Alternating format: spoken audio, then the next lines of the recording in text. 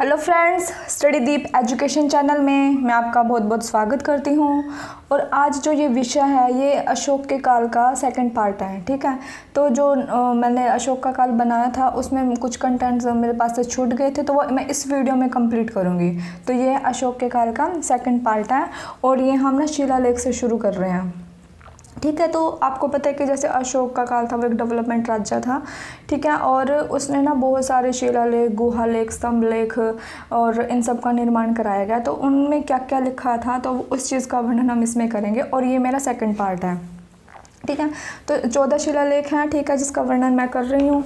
ठीक है, उसमें क्या है कि पहले में क्या है, पशु हत्या ना करना। जो 14 शिलालेख है उसमें पहले शिलालेख में क्या लिखवाया है कि पशु हत्या ना करना, पशु हत्या ना करना। ठीक है, और सेकंड में क्या है, पशु और मनुष्य के लिए अस्पताल व समाज कल्याण करना। मतलब देखो एग्जाम में आपके पास ये नहीं आएगा कि एकदम से लिखा यही आ जाए कि पहले में पशु हत्या ना करना। पशु हत्या ना करने का दैट मीन्स कि किसी भी चीज़ की, किसी भी प्रकार की हत्या ना करना, कोई भी ऐसा गलत काम नहीं करना जिससे किसी इंसान को कोई दुख हो, तकलीफ हो या कुछ भी हो। ठीक है, तो वहाँ यहाँ इसके जगह वो कुछ भी दे सकता है।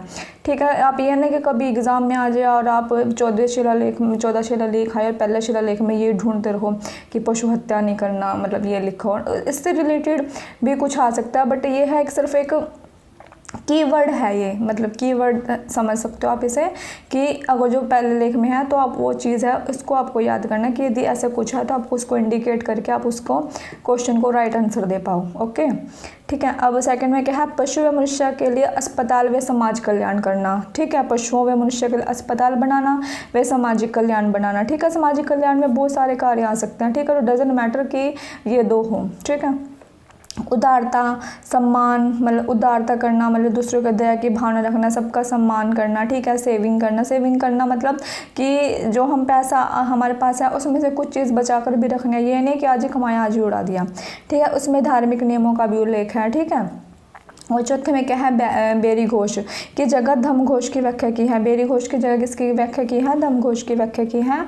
और पांचवें में क्या है, धर्म महामार्ग की नियुक्ति करना। धर्म महामार्ग मतलब कैसे होता है ना कि दो धर्म का प्रसार करने के लिए जो व्यक्ति थे उनको नियुक्ति, उन्हें महामार्ग कहा जाता है। ठीक है, उनकी नियुक्ति कर वो घूम घूम कर क्या करते थे, प्रचार प्रसार करते थे।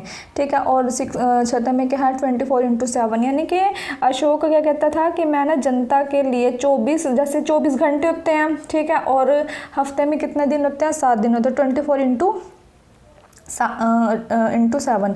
ठीक है, कि मैं ना हर पल हर सेकंड मतलब सेवा करने के लिए तत्पर हूँ। ठीक है, और उसमें आत्मनियंत्रण की भी शिक्षा दी। मतलब हमें ना अपने आत्मनियंत्रण पर भी, मतलब कि अपने ऊपर भी हमें नियंत्रण होना चाहिए। मेडिटेशन वगैरह करके जैसे होता है ना कि अपने ऊपर नियंत्रण करना, वो चीज़ है। राइट, अब सातवें में क्या, सर्वधर्म सम्मान है। ठीक है, अशोक ये नहीं कहता था कि हाँ मेरा धर्म ही अच्छा है, वो कहते कि नहीं, दुनिया में जितने भी लोग धर्म है वो सर्वधर्म सम्मान है। तीर्थ यात्राओं का उल्लेख किया गया है। ओके, धम्म यात्रा के बारे में वर्णन मिलता है। जब अशोक 10वें वर्ष गया था, 10वें वर्ष कहाँ गया था, वो बिहार गया था, बोध गया में, जहाँ महात्मा बुद्ध जी को ज्ञान की प्राप्ति हुई थी ना, तो 10वें वर्ष वहाँ गया था। और 20वें वर्ष कहाँ गया था, लुम्बिनी में। ठीक है, और 9वें में सच्ची भेंट व शिष्टाचार का उल्लेख, दान देने आदि शामिल है। मतलब कि सच्ची भेंट मतलब किसी से मिलो तो आप ये है कि ट्रूली एक ट्रस्ट के अकॉर्डिंग मिलो। मतलब जैसे हम किसी से भेंट करते हैं, जो वो आपसे कोई सीक्रेट शेयर करता है तो उसे आप सीक्रेटली वे में रखो। शिष्टाचार मतलब एक रिस्पेक्टली, आदर सम्मान, वो चीज़ें होती हैं। उल्लेख किया गया दान देना, मतलब दान भी देना चाहिए, इस चीज़ का भी उल्लेख किया गया है। ठीक है, 10वें में हमारे पास क्या है कि राजा तथा उच्च अधिकारी हमेशा प्रजा के हित में सोचेंगे। ठीक है, राजा है ना, तथा राजा के नीचे जो भी अधिकारी होंगे, उच्च अधिकारी होंगे, वो प्रजा के हित के बारे में सोचेंगे, ना कि अपने बारे में। ठीक है, ये अशोक ने कहा था, लेकिन आज का क्या सिस्टम है आपको पता ही है। ओके, 11वें में देखो कि धर्म की व्याख्या की गई है। ओके, 12 शिलालेख में क्या, सारवृद्धि का वर्णन किया गया है, सारवृद्धि का वर्णन किया गया है।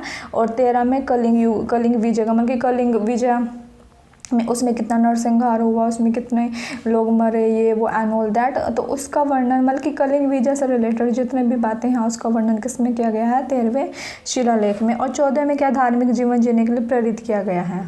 ठीक है, अब देखो अशोक के भाब्रू अभिलेख हैं। ठीक है, बराबर की गुफाएं हैं, स्तंभ अभिलेख है। इनमें भी कुछ लिखा गया है कि अभिलेख है ना, महात्मा बुद्ध